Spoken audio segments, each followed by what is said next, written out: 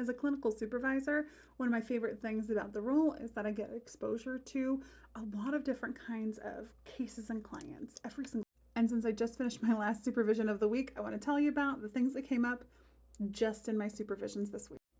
Case number 1 is a differential diagnosis for a client who's presenting with depression, also has a trauma history, and we're exploring whether or not that client might be autistic. Another case is a young child who is doing some sleepwalking and has some attachment disruption. It's a brand new case, so we were just trying to get a sense of what might be going on here to support the assessment. Another client has their medication adjusted and had a presentation around their motivation towards their goals that was very different. So we discussed an assessment and a plan. Then another clinician, we were working on the transition plan for that client who recently had a relapse in their sobriety from marijuana. Another consultation was not about a particular case, but about how to support their many clients who are part of the immigrant communities and those folks who are fearful, particularly given the state of the world right now.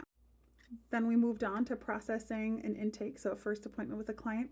That went very unusually, and we started to explore what the client's potential diagnoses would be and how to further assess that client. Also processed a clinician's countertransference when a client brought up some political matters that seemed to be interacting with the client's symptoms and figuring out how to pull those things apart for the client and the clinician. We also did an assessment about whether or not a client is a good fit for telehealth given their particular circumstance.